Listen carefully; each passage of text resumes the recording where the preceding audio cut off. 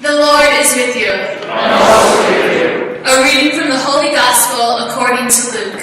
Glory to you, Lord. Someone in the crowd said to Jesus, "Teacher, tell my brother to give me my share of our inheritance."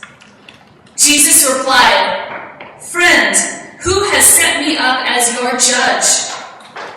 Then he said to the crowd, "Avoid greed in all its forms, for your life is not made secure by what you own, even when you have more than you need." Jesus then told them a parable. There was a rich farmer who had a good harvest. "What will I do?" the farmer mused. "I have no place to store my harvest. I know. I will pull down my grain bins and build a larger one. All my grain and goods will go there. Then I'll say to myself, you have blessings in reserve for many years to come. Relax, eat, drink, be merry." But God said to the farmer, "You fool, this very night your life will be required of you. To whom will all this piled up wealth of yours go?"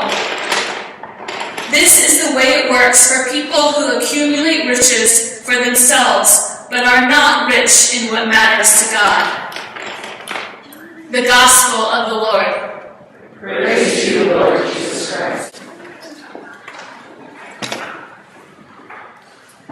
My life makes sense in pieces of paper, and I'm missing one of them right now. These two pieces of paper. Scraps of paper, journals, notebooks, backs of envelopes. That's how I keep track of my life. This is my current notebook right now that I'm working through. I'm being a little more organized than having one notebook, but I also have tons of scraps everywhere else. And on this notebook, I have all my to-do lists. I've got a party that I was planning, a couple recipes. I got a flat tire this week and realized I had completely bald tires. I had to buy all new tires, so I have all of that research in there. I have my budget written out a million times and scratched into other to-do lists. And then at the end of these pieces of paper, this is the last thing I wrote earlier this week. Nothing will last. All is futile, all is vanity, all is smoke. What does it mean to be rich in what matters to God?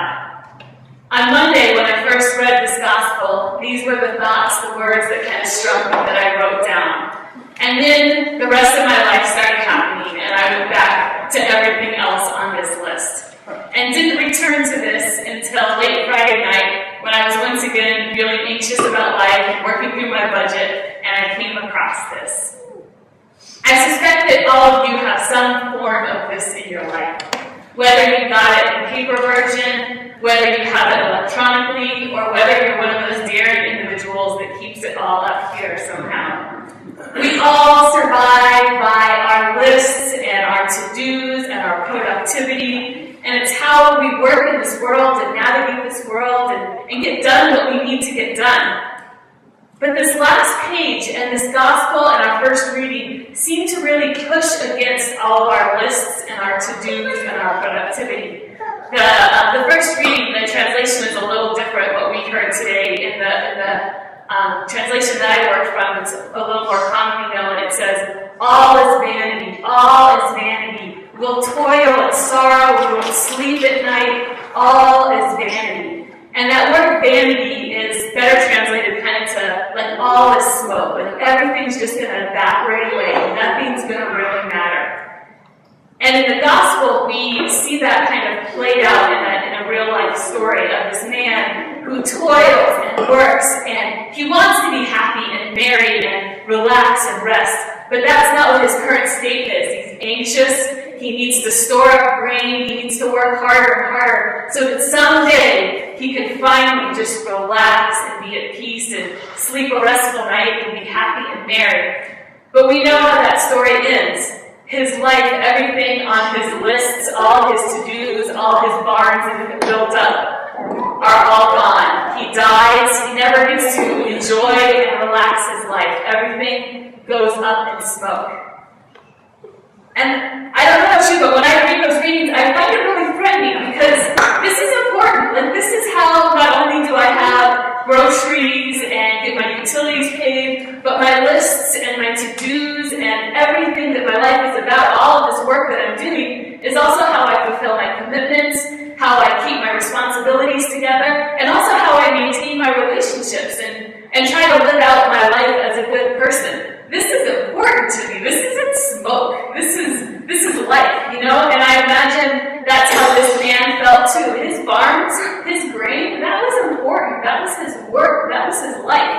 And we all have something like that. We all have our barns and our grain and the things that we're working toward, and our hope to be able to relax and sleep a restful night and not be filled with anxiety and not be left just thinking my life is smoke. So what are we being asked of in these readings? What I think it is I don't think that God is telling us that these lists in our lives or our to-dos and our productivity are wrong or that they're done in vain. But I believe we're being challenged to kind of look at what our perspective is on our to-do lists and our productivity. And where do we find our worth? Do we find it in our to-do list and our ability to check things off and keep things in order? Or do we find it in God? At the end of the gospel, there's a line that says, there's kind of two kinds of people. There's people that store up treasures for themselves and people that are rich in what matters to God. And I think what we're being asked is to look at where in our lives are we storing up treasures for ourselves, and where are we looking for what is rich, for being together and what matters to God, to have the wealth of what matters to God. And in the gospel, we see what happens when we store up treasures for ourselves. This man never got to reach that point of relaxation and peace and eating and drinking and be merry. He was left with nothing in the end. And I think that's what happens when our value is defined by what we can do, by our ability to check things off on this list. Our lives get kind of distorted. Our relationship with God, our relationship with others, and even our own perception of ourselves starts to get distorted when this is where we find our value. We start to turn more and more into ourselves and stop looking at God, stop looking at others, and in a way we also stop seeing ourselves correctly, because instead of finding places where we can find peace and relaxation, we start to be like this man who had he had a great harvest, a wonderful harvest, and instead of thinking, oh, this is great, I will enjoy this harvest, I'll also figure out how to share it and celebrate together, he stored it up and really missed out on probably a moment of joy that he could have had with other people. And I think that's what we do too when our life becomes about our lists and our productivity and just storing up and waiting for that day where we can finally be restful and be joyful. For me, I saw that this past week as I was checking things off on this list. I just moved and I've had the most horrific internet situation trying to get that hooked up. And I just watched myself get angry at people. It was so easy for me to be mean with people on the phone because this wasn't, being resolved the way I wanted it to be resolved. I'm starting to commute to a new job, and I've seen myself get more and more angry at people on the road, and I'm quicker to honk at them and be, don't encourage it. And I'm starting to be a meaner driver. And then this week when I got a flat tire, instead of waking up and saying, oh, well, this is gonna not be the best of days, that flat tire was like the end of the world to me. Like my world came crashing down because of this flat tire. And I think those are the things that start to happen when all of our work starts to get wrapped up in this stuff. And we start to lose perspective. We start to, our vision of God, our vision of others, and our vision of ourselves starts to get hazy and kind of warped. So what does it mean to be rich in what matters to God? What matters to God? That's an interesting question to ask and to think about.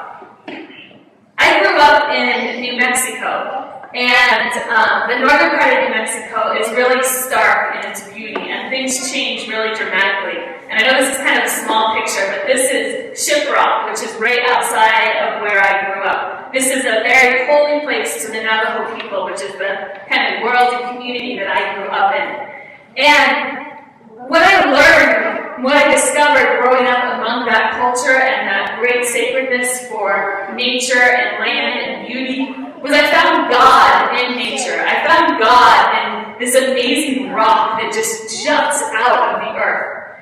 And I started to think as I grew older and would travel around the desert by myself, taking long car rides, how God could have made this world any way God wanted to. God could have made the world in concrete and right angles. You know, that could be our world. But instead, God made things like this. And God made oceans and lakes and flowers and fall leaves of every possible color imaginable.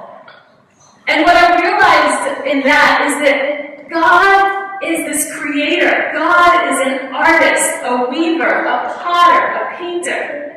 And I think what it means to be rich in what matters to God is to center ourselves in that reality and how that reality impacts who we are and what our identity is. In the second reading, we are reminded of this, that we are made in the image of our Creator. We are not these lists of papers. We are not the grain that we can accumulate in our harvest. We are not the number of barns that we can build. We are art. We are God's artwork. We are like the mountains and the oceans and the flowers. We are part of this dramatic and varied and glorious world that God created. And I think the more that we can center ourselves and focus on that, the more that we will be able to see ourselves and see others for who we are. And we'll be able to start to put this stuff in perspective. This is important. This is good. The tools that God has given us to work and create is good and holy. But they're tools. They're tools to help us live and help others live. They are in no way a definition of who we are, because who we are is artwork and beauty. That's what we are. And in the end, this is smoke. This will disappear. Our achievements, many of them, will be forgotten at some time. And this church even someday will most likely be a ruin. This will all end at some point.